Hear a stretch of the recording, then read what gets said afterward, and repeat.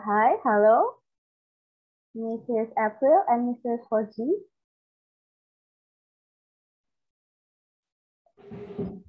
Okay, welcome back. Thank you. Oke, sekarang selanjutnya kita akan melanjutkan sesi pemaparan materi oleh Mrs. April Dennis and Mrs. Koji. To Honorable Mrs. April Dennis and Mrs. Forgelina, the same and please are welcome. Oke, terima kasih Bu Amira. Sebentar, seperti tadi saya belum share sound sebentar itu. Oke.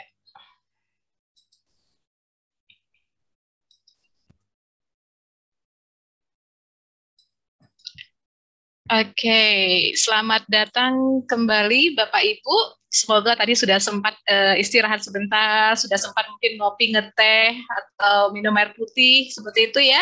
Dan masih tetap semangat untuk kita melanjutkan di sesi yang sekarang terkait tadi bagaimana kita memilih buku bacaan yang baik untuk anak-anak kita. Nah, Bapak Ibu, tadi di sesi sebelumnya kita sudah mengungkap satu prinsip dasar yang pertama dari buku yang baik, yaitu adalah buku yang ingin anak-anak baca dan bukan buku yang menurut orang dewasa ingin anak-anak baca. Ya, jadi harus ada prinsip dasar inilah yang nanti ketika Bapak Ibu akan memilih buku untuk di perpustakaan Bapak Ibu ataupun di sekolah, ini yang harus kita perhatikan, yaitu buku yang ingin anak-anak baca, bukan buku yang menurut orang dewasa ingin anak-anak baca. Nah, Bapak Ibu, sebelum kita melihat prinsip kedua dari buku yang baik, kita akan melihat terlebih dahulu tayangan video yang memberikan lebih banyak inspirasi lagi kepada kita tentang manfaat dari buku cerita yang baik ataupun buku cerita yang menarik. Mari Bapak Ibu kita lihat tayangan video berikut ini.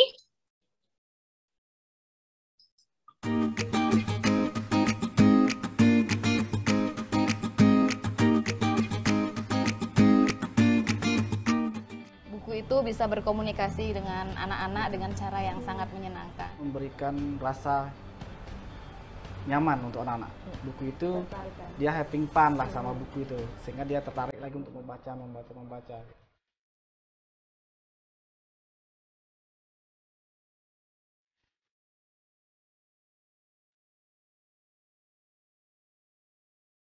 Anak SD itu kan memang lebih ke visual ya, jadi mereka kan sangat tertarik sekali dengan gambar-gambar yang lucu gitu ya, kemudian juga yang memang gambar-gambar yang menggambarkan sesuatu yang memang ada di sekitar mereka, yang familiar gitu, jadi yang memang ada di sekitar. Misteri, dengan sesuatu yang menyeramkan, dengan sesuatu yang berbau petualangan, mungkin sesuatu yang cantik, yang berwarna indah. Banyak kan? Lebih banyak sih menyenangkan. Dengan akhir yang bahagia lah ceritanya. Iya. Menumbuhkan rasa minat membaca untuk anak-anak itu sangat penting. Di samping untuk menambah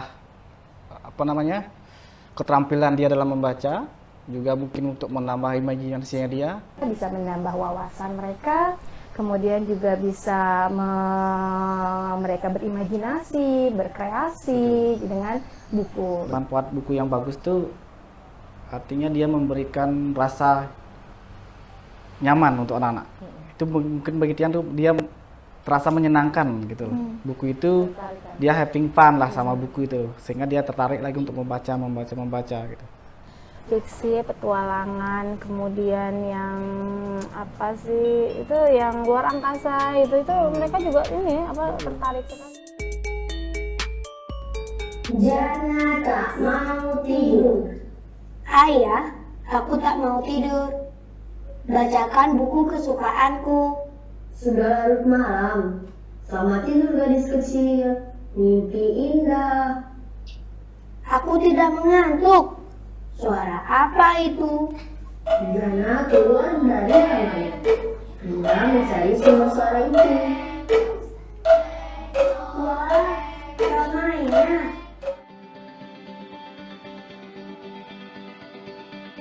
Coba tebak, ibu jadi apa?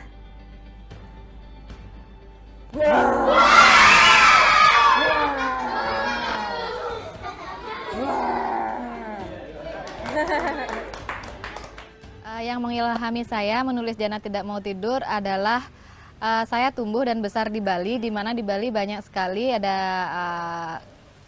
patung atau kesenian, dan Rangda ini ada di mana-mana. Saya tumbuh bersama sosok Rangda berupa patung dan lukisan di mana-mana. Jadi ini yang menginspirasi saya untuk membuat cerita Jana Tidak Mau Tidur. Yang membuat Jana ini menarik buat anak-anak adalah anak ini melakukan petualangan yang menegangkan di dalam cerita. Dia melakukan sesuatu yang tidak diharapkan anak-anak. Jadi ada surprise di dalam ceritanya. Membuat anak-anak semakin mudah untuk menghubungkan dirinya dengan buku, dan di sana juga ada musik-musik yang ditulis dengan ada nada naik dan turun, sehingga mereka bisa ikut serta menyanyikannya. Guru juga bisa menggunakannya dengan baik, membacanya dengan berirama ketika melakukan membaca lantang, dan bahkan ada juga kata-kata berima yang bisa dinyanyikan oleh anak-anak saat dia membaca buku. Wah, ramainya. Semua menari, menyenangkan sekali. Perubahan emosi yang didapat dari cerita ini, di awal cerita Jana terlihat sedih, tapi pada akhir cerita Jana jadi senang, dan juga ada ketegangan di dalam cerita saat dia bertemu dengan Rangda. Jadi dari senang, takut, dan juga sedih itu ada di buku ini. Saya suka dengan buku Jana itu karena buku Jana itu menarik. Ada khas Balinya, ada ada sifat-sifat penolong, ada khas Balinya juga. Terus kalau buku Jana ini juga bisa bikin kita tuh menginspirasi buat kita tuh nggak usah takut sama yang namanya apapun. Saat Jana itu merasa sedih, dan di akhir cerita dia merasa senang karena bisa menolong Jana karena dia pemberani dan suka menabung. Karena Rangda jadi personality dan bisa menari. Dan ini aku suka caranya karena si anak kecil ini dia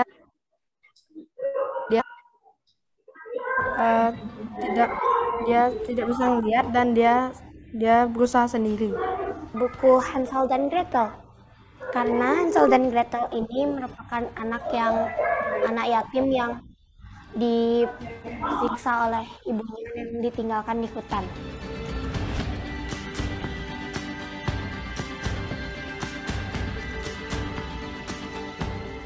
Sudah larut malam, selamat tidur gadis kecil, mimpi indah. Manfaat buku bagus dan apa saja sih bentuknya buku bagus itu bisa dilihat dari dua. Yang pertama itu adalah beberapa kali dari Bapak Ibu menyebutkan bahwa dekat dengan kehidupan anak. Kata keduanya adalah sebagai jendela imajinasi anak-anak ya.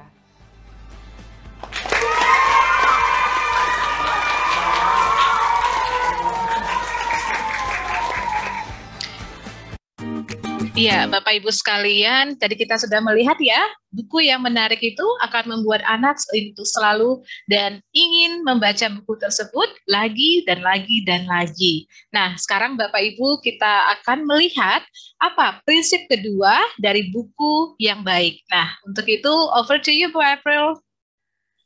So you can see in the picture here, we've got a mirror and a window. And we know that a mirror reflects and shows back something to us that we're looking at. While the window, we look through the window to see something outside. So it's the same with books for children. There are two ways that children can read and reflect about stories. The first way is the mirror, where children read a story that reflects something of their own experience. Perhaps it's a story about children playing a game of football, and they also recognize that from their own experience. On the other hand, the second way is through the window, where children experience looking into another culture or another world than the one that they live in, or the one that they're familiar with, such as a story from another island or country. when you saw the video, you were watching a story from Bali. And if children in Java are watching this story, they're imagining and understanding a story that takes place in another island other than their own. And it's a world that they may not be familiar with. So it's another way of finding their way into stories that aren't familiar to their own experience. Or perhaps it's a fantasy story where children use their imaginations to understand the imaginary context. It might be a comic character or a superhero or a folktale. And perhaps it's not in their usual everyday experience. They're looking through a window. So we have the two approaches, the mirror and the window. Baik, terima kasih Bu April. Iya, Bapak Ibu sekalian, jadi kita bisa lihat ya, ada dua sifat dari buku, yaitu sebagai cermin bagi kita, ataupun pembaca, terutama dalam hal ini adalah anak-anak, atau sebagai jendela. Nah, aktivitas berikut ini, kita akan bersama-sama melihat dari satu halaman dari sebuah buku, dan nanti Bapak Ibu bisa menuliskan, menurut Bapak Ibu, kira-kira buku itu apakah kita lihat dia sebagai cermin, atau dia sebagai jendela. Nanti Bapak Ibu bisa tuliskan pendapat Bapak Ibu di kolom chat. Kita akan lihat Bapak Ibu buku yang pertama, ya, ini tentang bunga Jepun. Ini adalah kalau Bapak Ibu bisa lihat, ini dari satu halaman dari buku Jangan Jatuh Bunga Jepun. Nah, menurut Bapak Ibu, apakah cerita ini sifatnya sebagai cermin atau sebagai jendela bagi anak-anak ketika mereka membaca buku ini? Silakan Bapak Ibu bisa diketik di kolom chat.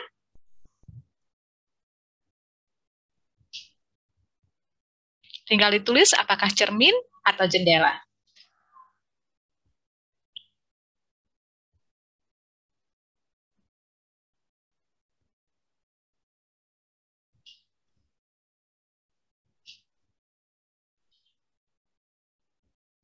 Ya, Bapak Ibu yang lain silahkan bisa diketik.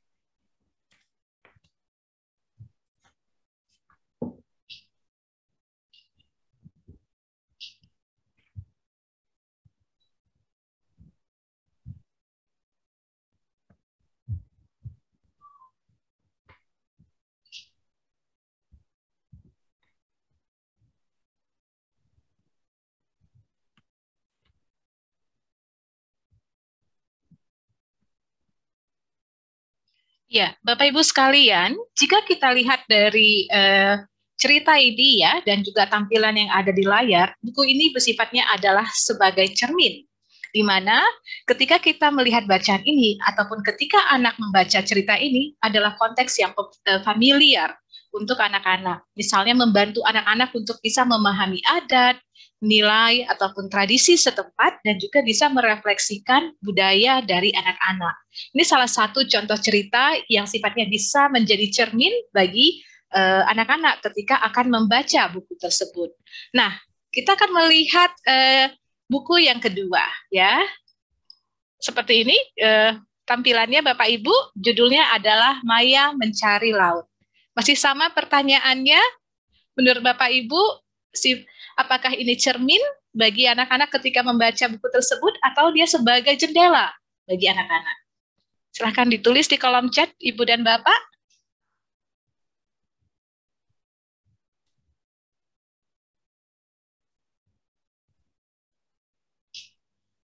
Ya, di kolom chat saya melihat sudah banyak yang menulis sebagai jendela. Oke, baik Bapak Ibu sekalian. Kalau kita lihat dari ceritanya ya, yang ada di layar sekarang, desaku tertutup kabut putih dan nan dingin. Namun desa Pak Guru berbeda. Di desa Bapak ada pasir sehitam arang, ujar Pak Guru. Buku ini ceritanya bersifat jendela bagi si pembaca. Karena kita tahu Bapak Ibu bahwa settingnya nyata yang berbeda itu memperkenalkan konteks, tempat, orang baru, membantu anak-anak untuk mengembangkan pemahaman tentang budaya, tradisi, adat, istiadat yang berbeda. Seperti yang dikatakan Bu April tadi, dengan buku yang sifatnya sebagai jendela, membangun kepada anak-anak informasi yang lain. Mereka bisa tahu tentang hal yang lain melalui buku yang mereka baca sebagai jendela untuk melihat dunia lain di sekitar mereka, ya, dengan melihat tempat-tempat yang baru ataupun konteks dan budaya yang baru. Nah, ada yang terakhir ini Bapak Ibu saya akan tampilkan ya dari salah satu buku, judulnya Sihir Otir. Nah, kira-kira ini Bapak Ibu, apakah jendela, buku ini sebagai jendela atau sebagai cermin bagi anak-anak? Silahkan, bisa ditulis kembali di kolom chat.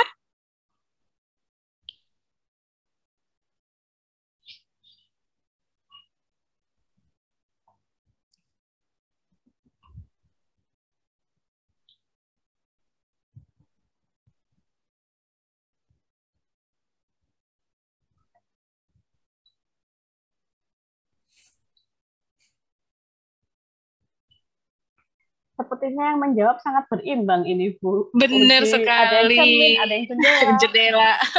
Benar sekali, Ibu. Ya, Bapak Ibu sekalian, kalau kita lihat ceritanya ya, saya akan bacakan ya teks yang ada pada bacaan tersebut. Ken ingin sekali memiliki mainan kereta. Ia pun membacakan mantra. Aku ingin punya mainan kereta. Azakabum. Seperti itu ya. Nah, kalau kita lihat dari ceritanya ini sebagai jendela bagi anak-anak. Kenapa dia sebagai cerita ini bisa sebagai jendela sifatnya bagi anak-anak? Karena kita tahu ada imajinasi yang berbeda. Dengan adanya cerita ini memperkenalkan anak dengan hal yang lain, situasi, fantasi, tempat, orang, dan juga hal ini membangun dan juga membantu anak-anak untuk bisa mengembangkan imajinasi, kreativitas, begitu juga dengan karakter dan pemikiran kritis mereka. Disitulah ketika buku sifatnya adalah sebagai jendela bagi pembaca. Tadi Bapak Ibu kita sudah tahu ya bahwa buku yang baik yang bisa dibaca kepada anak-anak salah satunya adalah dia bisa sebagai sifatnya bisa sebagai jendela dan juga bisa sebagai cermin. Nah, tapi selain daripada itu, kita juga tahu bahwa ada bermacam genre buku yang juga bisa kita perkenalkan kepada anak-anak, gitu ya. Baik itu untuk kegiatan mereka membaca mandiri ataupun untuk kegiatan membaca yang dibacakan oleh guru. Nah, kita akan melakukan permainan singkat, tebak ya, tebak kata. Kalau Bapak Ibu tahu hangman, kita akan bermain permainan tersebut untuk melihat kira-kira genre buku apa saja sih yang juga bisa kita perkenalkan untuk anak-anak kita dalam membangun tadi budaya membaca ya. Nanti Bapak Ibu bisa menuliskannya di kolom chat. Seperti itu ya Ibu dan Bapak. Ini yang pertama. Oke. Baik Ibu dan Bapak, kira-kira untuk yang nomor 1 ini, apa kira-kira genre-nya Bapak Ibu? Silahkan ditulis di kolom chat. Saya tunggu 5 detik, kalau belum ada jawaban di kolom chat 5 detik, saya akan berikan clue berikutnya.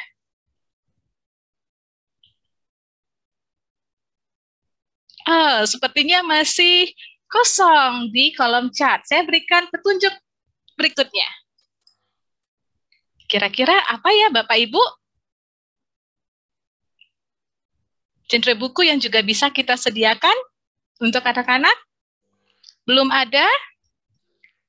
Buku komik sederhana dari Bu Nilam. Buku konsep sederhana dari Bu Nadila, Bu Ainur juga, Bu Susanti juga ya dari MTSN 4 Rekam. Baik, kita akan lihat Bapak Ibu, kira-kira genre yang pertama itu apa yang bisa kita sediakan untuk anak-anak? Iya, itu adalah buku konsep sederhana, Bu Rahimah, Bu Siti Mufadila, dan tadi ada beberapa ibu-ibu yang lainnya juga menjawab benar ya untuk yang pertama. Nah, sekarang kita masuk yang kedua Bapak Ibu. Kira-kira genre berikutnya apa yang bisa kita sediakan kepada anak-anak? Seperti ini, bisa ditulis di kolom chat, 5 detik saya tunggu kalau masih kosong. Wah, sudah banyak di kolom chat saya berikan. Benar sekali, Ibu dan Bapak. Yang kedua adalah cerita rakyat. Kita juga bisa memberikan genre tersebut kepada anak-anak ya, menyediakan buku-buku dengan genre cerita rakyat. Seperti itu. Nah, kita akan melihat sekarang yang ketiga. Sudah? Kira-kira genre apa Bapak Ibu? Bu Sekar, fantasi. Wah, langsung cepat ini Bapak Ibu sekalian menulisnya di kolom chat.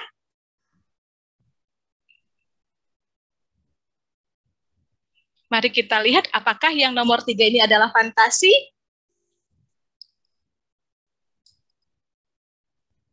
Ya, benar Bapak Ibu. Yang nomor 3 ini adalah fantasi. Sekarang kita lihat yang keempat. Masih ada beberapa lagi ya.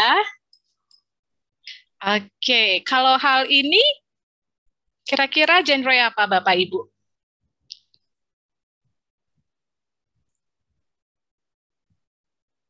Silahkan. Oke, belum ada di kolom chat. Saya akan berikan clue berikutnya. Seperti ini.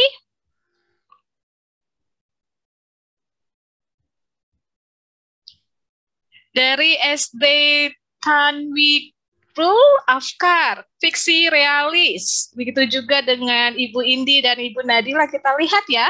Apakah genre yang keempat ini yang juga bisa kita sediakan kepada anak-anak, buku yang sifatnya di genre ini juga adalah fiksi realis? Ya, benar sekali Bapak Ibu. Jadi kita juga bisa menyediakan genre buku yang sifatnya itu adalah fiksi realis ya. Seperti itu Bapak Ibu.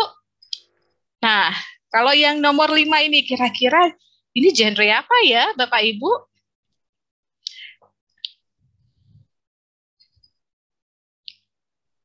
Wah, langsung mudah ditebak ini yang nomor 5, non-fiksi. Apakah ini non-fiksi? Iya, benar sekali Bapak Ibu. Jadi tadi selain sifat buku yang bisa sifat bukunya yang bisa menjadi cermin bagi si anak ketika membacanya, juga bisa menjadi jendela ketika anak membaca buku tersebut. Kita juga bisa menyediakan buku yang baik dengan berbagai genre yang dari situ nanti anak-anak bisa menikmati cerita yang membangun dari proses mereka untuk senang membaca. Over to you, Bu April. Yes, so just to summarize the mirror and the window, the mirror reflects, and it's really important that children have a lot of opportunities to read stories that they understand in their own context. So realistic fiction, because if children understand the context, they then can connect to it. And that's a very important strategy in children's reading and their ability to understand stories. If they can make connections, then they are able then to really build their own vocabulary around that and to really follow the story and to go into a deeper understanding.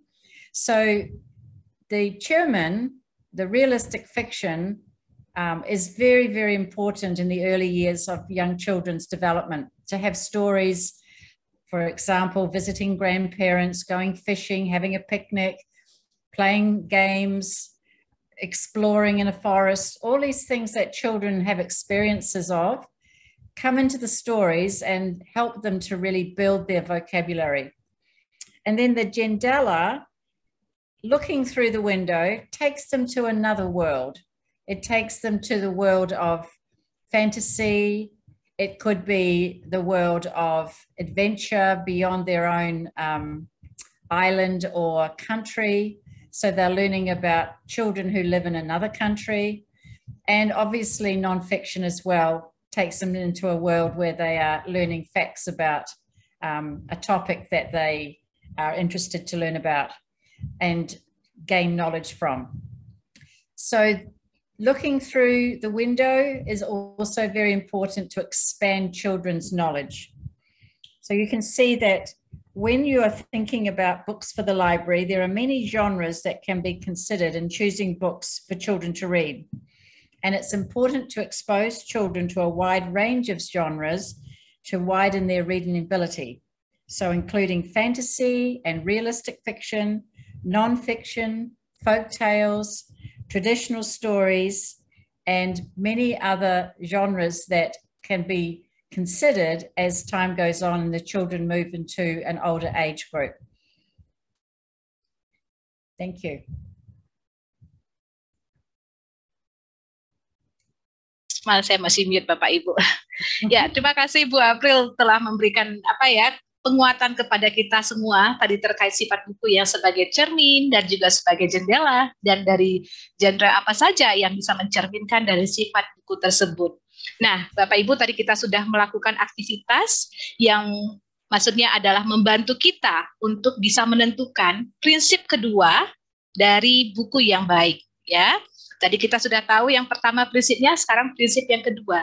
Dari apa yang sudah kita lakukan, kita diskusikan sebelumnya, menurut Bapak Ibu, apa prinsip kedua dari buku yang baik? Silahkan ditulis di kolom chat, Ibu dan Bapak.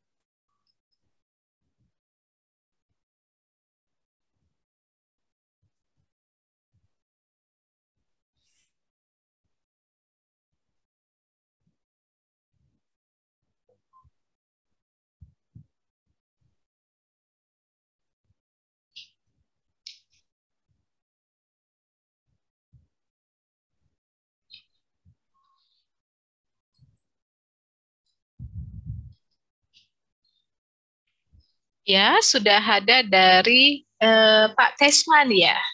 Di kolom chat, prinsip kedua, buku yang sesuai dengan daya nalar anak, atau buku yang sesuai dengan dunia anak, tadi dari Pak Tesman dan Pak Azmil, buku yang sesuai dengan daya nalar anak. Kita tunggu 1 menit lagi dari Bapak Ibu yang lain untuk bisa mengetikkan apa prinsip dasar yang kedua dari buku yang baik.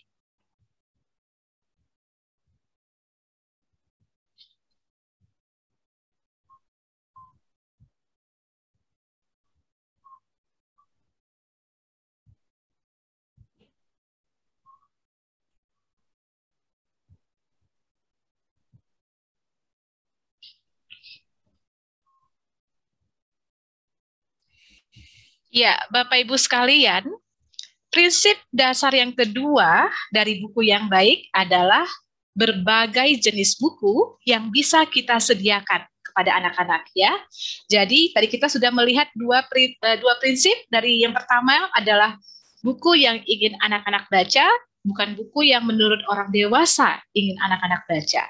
Dan buku yang baik yang lainnya adalah berbagai jenis buku yang bisa kita sediakan untuk anak-anak baca. Nah, Bapak Ibu, sekarang kita akan masuk kepada prinsip yang ketiga. Melalui aktivitas dan mungkin penjelasan nanti yang disampaikan oleh Bu April, kita bersama-sama ingin melihat apa prinsip ketiga dari buku yang baik yang perlu kita perhatikan ketika kita ingin memilihkan buku kepada anak-anak kita. Yes, so this principle relates to children reading at the right level. Children need to choose books at the right level for their reading ability. If children read stories that are too difficult to read, they become frustrated, and this creates negative feelings. It's very important to keep reading as an enjoyable activity by providing books they can understand and read independently. So books are provided at different levels according to how many words on a page, how many paragraphs on a page, the level of vocabulary that's used. There are different criteria for different levels of the books. By providing the library with books at different reading levels, all children benefit from the library experience.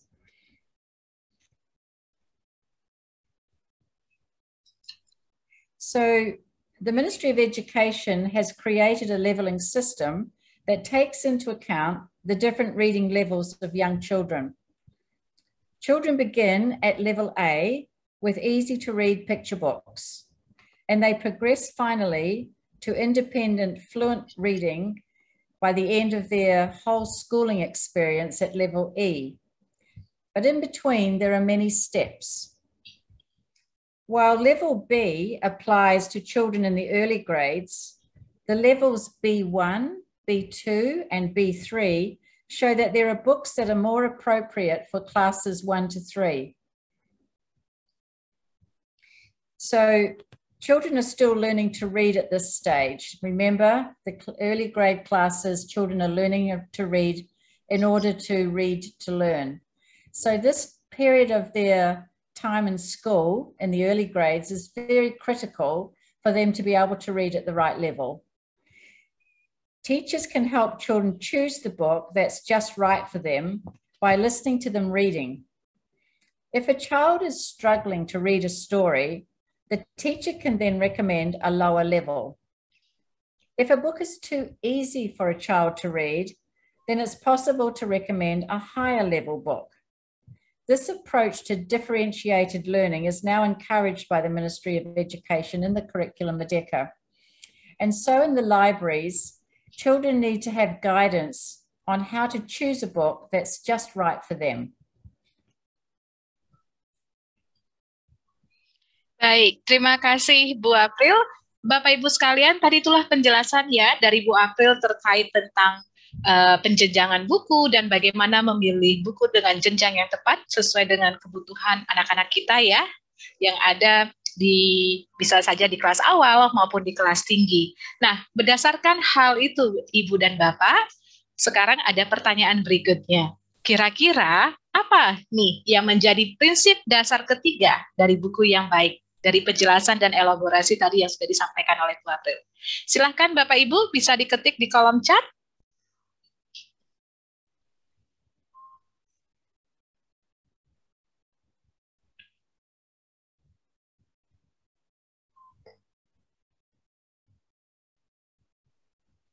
Kita tunggu 1 sampai 2 menit untuk Bapak Ibu bisa mengetik di kolom chat untuk prinsip dasar yang ketiga dari buku yang baik.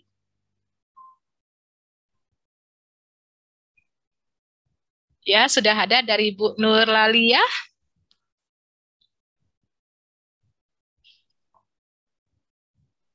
Menyediakan buku sesuai jenjang.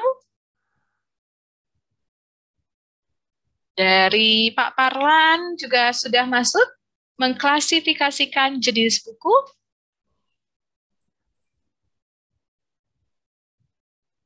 Kita tunggu 1 menit lagi dari Bapak Ibu yang lain untuk bisa mengetikkan di kolom chat prinsip dasar ketiga dari buku yang baik setelah penjelasan dari Bu April tadi. Kira-kira menurut Bapak Ibu apa?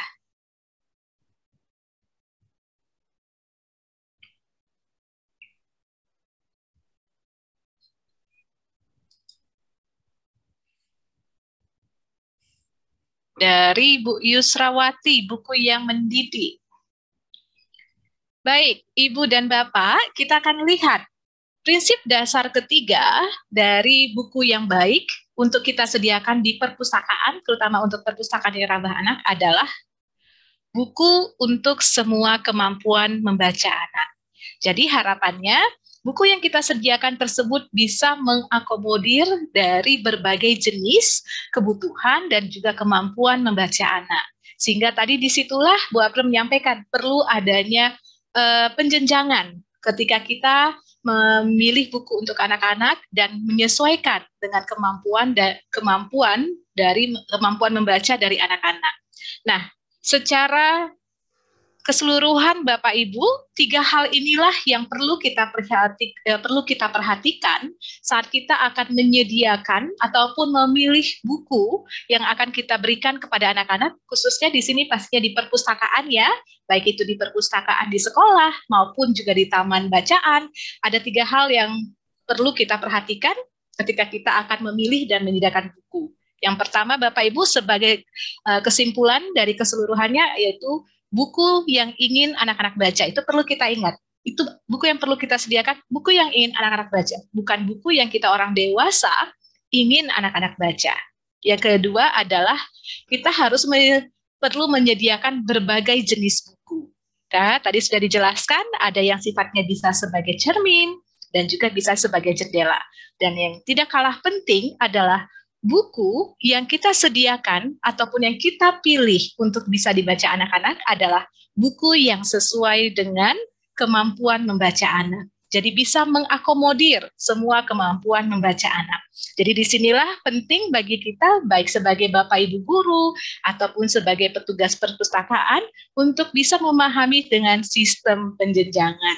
Kira-kira seperti itu, Ibu Bapak, yang terkait dengan 3 prinsip dasar dalam memilih buku. Dan kita pasti tahu, kita membutuhkan akses untuk bisa melihat tadi berbagai jenis buku. Kira-kira di mana kita bisa mendapatkan berbagai jenis buku, selain misalnya dari perpustakaan yang ada mungkin di sekolah Bapak Ibu, ataupun juga dari toko buku. Nah, di sini kami juga ingin menyampaikan bahwa akses untuk berbagai jenis buku itu juga sekarang bisa kita dapatkan di platform digital. Ya, sebagai contoh adalah Literasi Cloud. Nah, di Literasi Cloud, Bapak Ibu juga nanti bisa melihat banyak sekali jenis buku bacaan yang bisa Bapak Ibu gunakan untuk tadi membangun kebiasaan membaca bagi anak-anak. Dan sini juga sudah bervariasi jenjang-jenjangnya, sehingga Bapak Ibu bisa sesuaikan dengan kebutuhan dan juga kemampuan dari siswa atau siswa Bapak Ibu sekalian. Nah, selain Literasi Cloud, juga ada platform digital lainnya Bapak Ibu yang secara free bisa Bapak Ibu akses, bisa Bapak Ibu gunakan untuk kegiatan membaca, ataupun juga bisa digunakan oleh anak-anak kita untuk kegiatan membaca mandiri. Yang kedua itu adalah Let's Read Asia, juga sama. Di sini banyak sekali jenis-jenis buku bacaan yang bisa Bapak Ibu gunakan. Bapak Ibu bisa unduh, bisa juga print untuk tadi kita bisa sama-sama menumbuhkan kebiasaan membaca.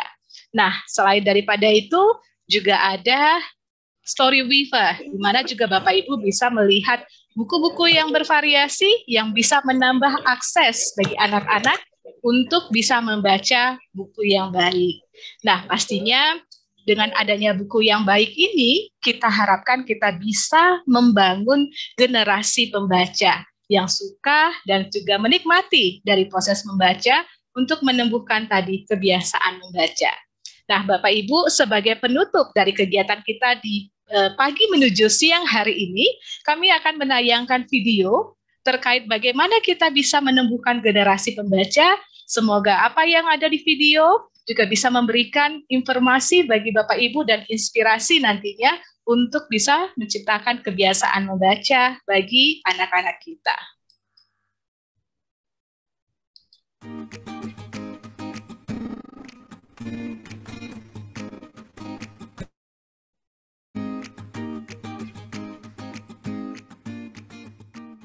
Anak yang giat membaca akan semakin sering membaca dan menikmati membaca. Akses ke buku itu mudah.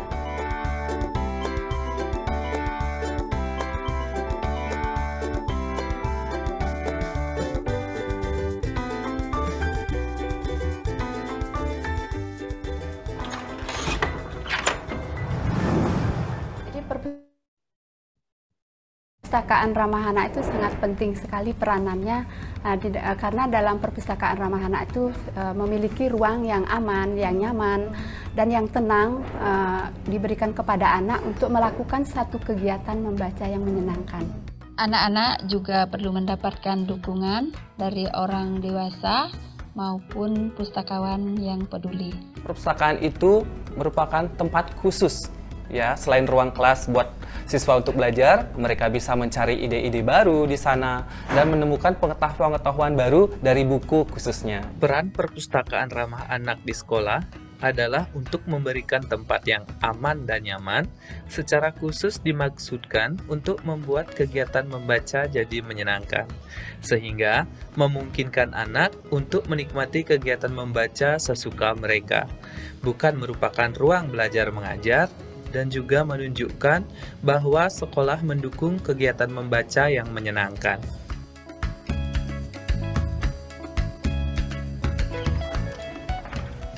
Kakak akan bacain buku cerita kesukaan kakak ya? Oke, Kak.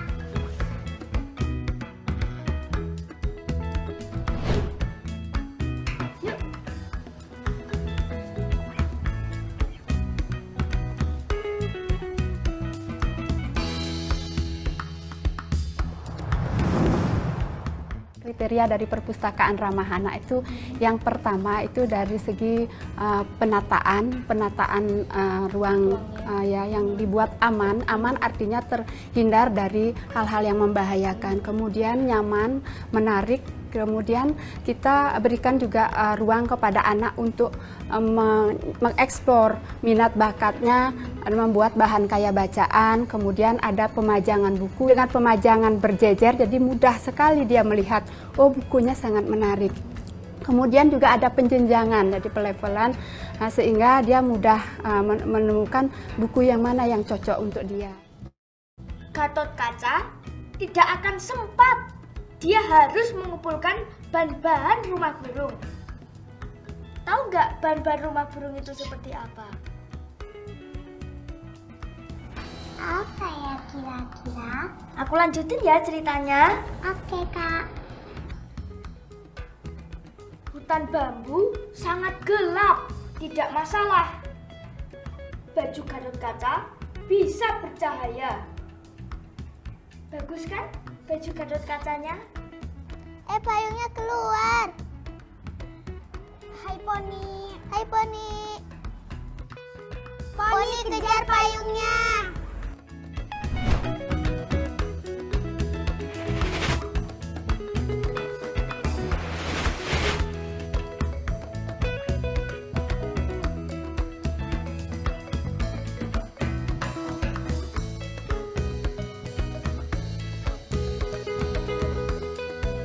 Pemerintah mencanangkan GLS itu, gerakan literasi di sekolah.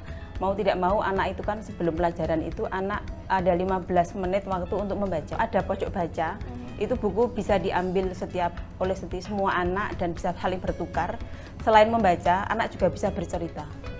Begitu, itu setiap pagi dilakukan di sekolah. Guru di sini adalah sebagai sekarang itu role model, role model. Jadi apa yang dilakukan guru itu sedikit banyak pasti akan diikuti oleh anak-anak didiknya. Jadi ketika siswa melihat gurunya sudah sering membaca, menikmati membaca, pasti siswa akan tertarik juga untuk membaca. Guru juga harus sering berpesan kepada siswa dan mengingatkan betapa penting sekali membaca, apa tujuan membaca, dan yang terpenting adalah manfaat dari membaca itu sendiri. Guru dan pustakawan memiliki peran penting dalam mengembangkan kecintaan membaca. Yang pertama adalah untuk menunjukkan bahwa membaca adalah kegiatan yang menyenangkan. Guru dapat membaca cerita di kelas, dalam kelompok, atau secara mandiri.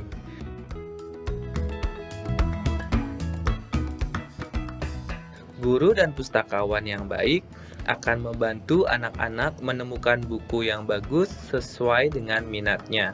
Selain itu, guru dan pustakawan dapat mendorong anak untuk meminjam buku guna dibaca di rumah. Untuk memastikan bahwa anak itu memang melakukan kegiatan membaca, jadi kalau di sekolah kami programkan, jadwalkan ada kunjungan wajib, ada kunjungan bebas. Nah, itu. Jadi kunjungan wajib itu 1 jam per minggu yang didampingi guru.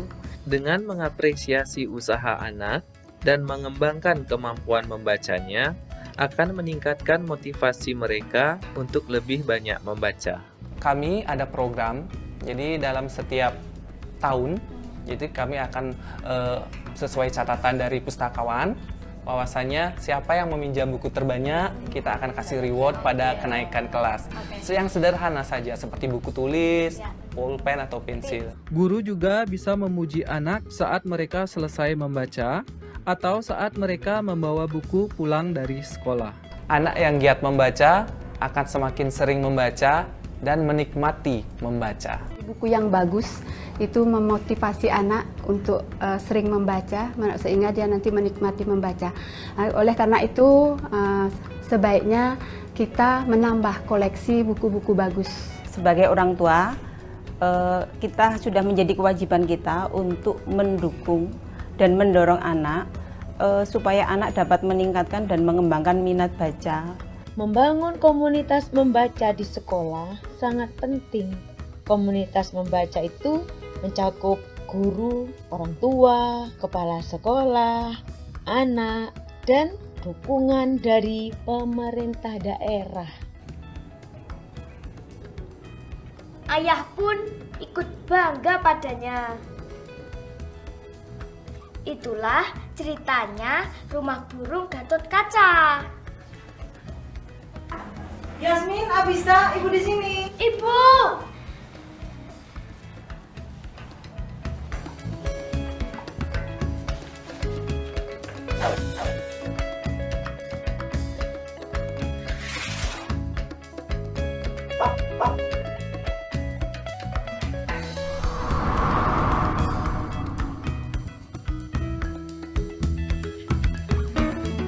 Baik, terima kasih Bapak Ibu. Semoga apa yang kami bagikan di pagi hari ini bisa memberi bekal bagi Bapak Ibu dalam memilih buku yang baik dan juga menjadi inspirasi bagi Bapak Ibu sekalian untuk menciptakan generasi pembaca, di mana perlu dari berbagai pihak untuk kita bisa menciptakan generasi pembaca tersebut, tidak hanya dari sekolah, tapi juga dari rumah dan juga dari komunitas sekitar.